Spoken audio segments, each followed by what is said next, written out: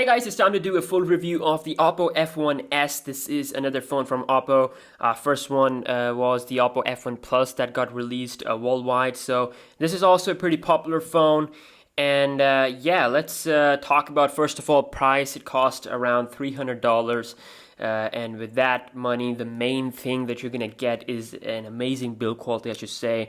And yeah, it does look a lot like iPhone, but you have to admit, it's premium. Okay, so it's a full metallic body, metal on the side, metal on the back, and you also get of course glass on the front, which is by the way Gorilla Glass 4 for the protection, and also you get cool wallpapers every time you press the lock screen button, so which is also kind of cool thing, so yeah, it has a normal charging port here, speaker, as well as the 3.5mm headphone jack, everything down here, and on the top you get microphone, on the right you get power button alongside this tray, which is of course for dual SIM / micro SD card, and also on the left side you get the volume rocker, so pretty decent design, I should say, and the fingerprint sensor, just like the Oppo F1 Plus, it's still the fastest one, I think the fastest one on any phone.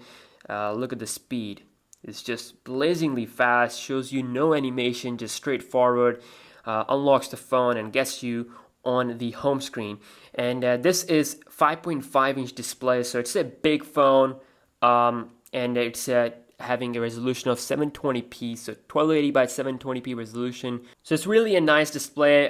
For example, outdoor visibility is great. You're not going to be having any problem looking at the phone. The brightness is also nice, optimal. It can get too bright in indoor conditions. Outdoor, again, it's a clear visibility environment, and also you can see here closer look at the display. Wow, I mean, yeah, it's not as good as the Super AMOLED, but it is good for the price. 720p, 5.5-inch, not bad at all. So yeah, and of course, for those people who like big screen phone, they're gonna love it. The form factor of this phone is really good. The weight is good, and also it's a little bit thicker compared to the F1 Plus. So yeah, that's all. That's that. So if we talk about the software, of course, it's using the Color OS. And one thing that sucks is that it's still rocking Android 5.1 Lollipop.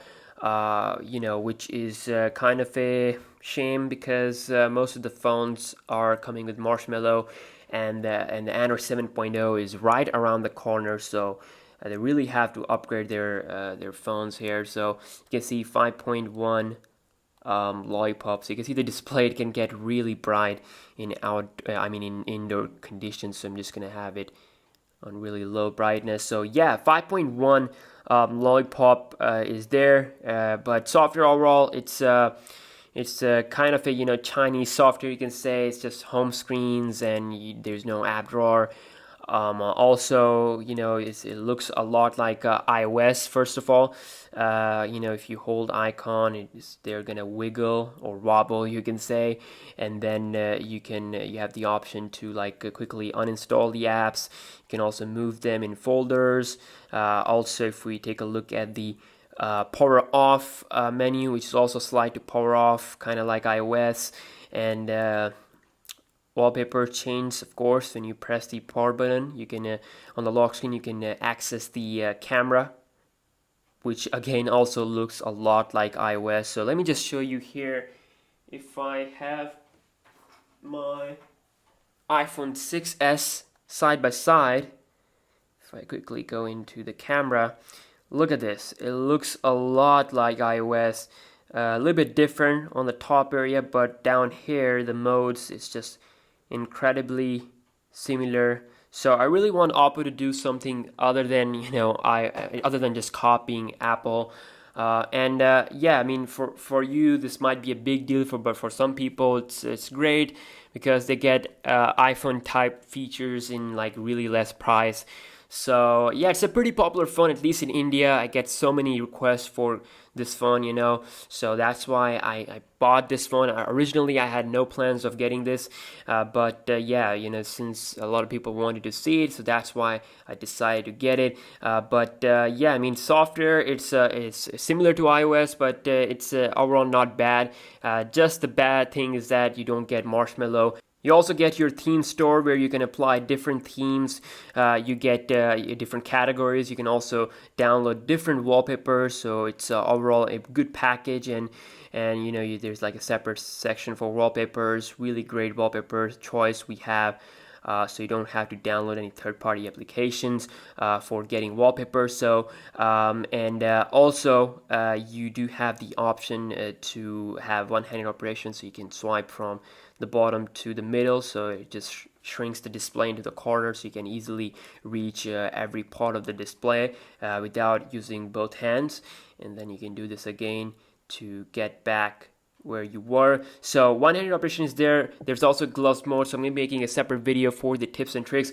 Also, one noticeable feature is that you can map applications to the fingerprint sensor, okay, or I should say to your finger. So my right thumb unlocks the phone, while my left thumb is actually for launching the calculator. So every time I unlock my phone using my left thumb, it's gonna launch calculator. So once you enroll a finger, it's going to give you an option to encrypt an application to that finger, so you can select any application on your phone, whether it's going to be a game or like a social app, doesn't matter. You can, you know, again, you can encrypt any application you want. You can also encrypt applications that to, you know, protect them security wise. So if I go into the, let's see here, photos, it's going to ask for my fingerprint sensor, and now I am in the photos. So moving on to the processor, it has a chipset, MediaTek chipset, which is a little bit downgraded compared to the F1 Plus. Also with 3 gigs of RAM, so on the F1 Plus you get 4, while here you get 3. Benchmark scores are pretty decent, I should say, but I have yet to put this one in a speed test, which I will do first against the P9 Lite most requested comparison. So but overall, my experience says it's gonna be able to handle any game without any problem. It's gonna give you a smooth experience software wise, as I'm getting right now.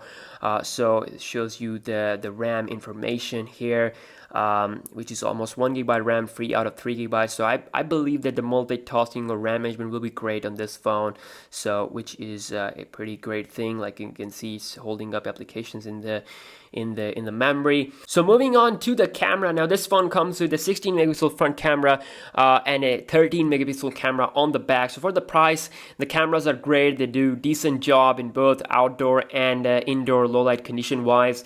You get nice depth of field, and the colors are great. The front camera is capable of recording a 1080p video, which is good, while the back camera is also restricted just up to 1080p. You can't record up to 4K.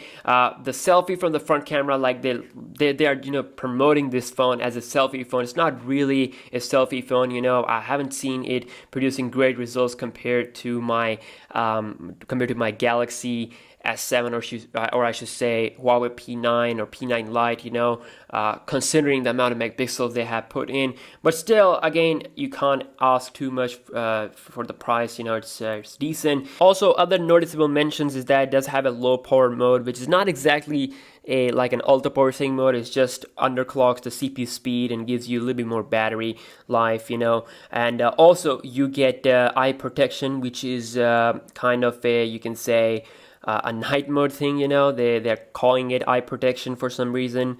That's okay. Lastly, if we talk about the battery, it's doing a great job overall. 3000 mAh cell with 5.5 inch screen size. Definitely, I should say, I am impressed by the battery. It's going to give you around 1 day plus of usage easily without any problem, and you can expect like around 5 to 6 hours of screen on time. Although I'm going to be doing a separate video for the battery, so stay tuned for that. But again, rough estimate, it's going to give you 1 day plus usage easily. The battery stands standby is great. It will get more better with the Marshmallow update. You're gonna get like doze mode, so that will definitely improve the battery. But yeah, you know, the battery percentage when the phone is like locked is really stable. So yeah, it's overall a great phone. Really famous in India, I should say. But there are a couple of phones that are coming in the price point of this one, like Huawei P9 Lite, a couple of Samsung devices like the Galaxy J series and the A series. So we'll be doing all those videos. Just be patient, and yeah, I'm gonna try to upload as fast as I can. And see you guys in my next video. Peace out.